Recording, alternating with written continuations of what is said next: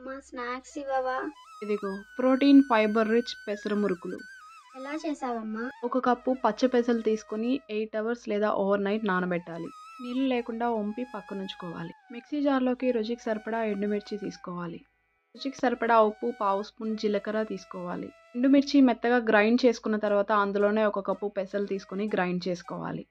పేస్ట్లా గ్రైండ్ చేసుకున్న ఎండుమిర్చి పెసరపప్పు మిశ్రమాన్ని పక్కనుంచుకోవాలి. వెడల్పాటి పాత్రలోకి 2 కప్పుల బియ్యం పిండి తీసుకోవాలి.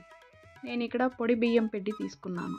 అలాగే అరకప్పు శనగపిండి, టేబుల్ స్పూన్ తెల్ల నువ్వులు, 1 టేబుల్ స్పూన్ నల్ల నువ్వులు, రుచికి సరిపడా ఉప్పు తీసుకోవాలి. కావాలంటే వాము కూడా యాడ్ చేసుకోవచ్చు. నువ్వులు, బియ్యం పిండి, శనగపిండి బాగా కలిసేలాగా కలుపుకోవాలి. 2 టేబుల్ స్పూన్ల ఆయిల్ తీసుకుని గోరువెచ్చగా కాచిన తర్వాత ఈ పిండిలో కలుపుకోవాలి. 2-3 స్పూన్ల కంటే ఆయిల్ ఎక్కువ వాడొద్దు, మరీ గుల్లగా వచ్చేస్తాయి మురుకులు. ఈ మిశ్రమం మొత్తం ఒకసారి కలుపుకున్న తర్వాత ఇంకా గ్రైండ్ చేసి పక్కనుంచిన పెసరపప్పు మిశ్రమాన్ని ఇందులో కలుపుకోవాలి. నీళ్ళు అవసరం లేకుండా ఈ పిండితోనే మొత్తం మిశ్రమాన్ని కలుపుకోవచ్చు. ఒకవేళ అవసరమైతే కొంచెంగా కలుపుకోవచ్చు.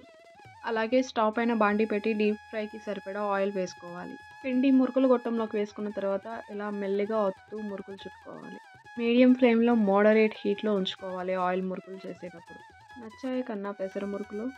క్రిస్పీగా స్పైసీగా చాలా బాగున్నాయి. ఈ పెసరపప్పు మురుకులే ఇవాళ మీ మామ్స్ టినీ టేల్స్. మీకు కూడా నచ్చితే please like, share and subscribe.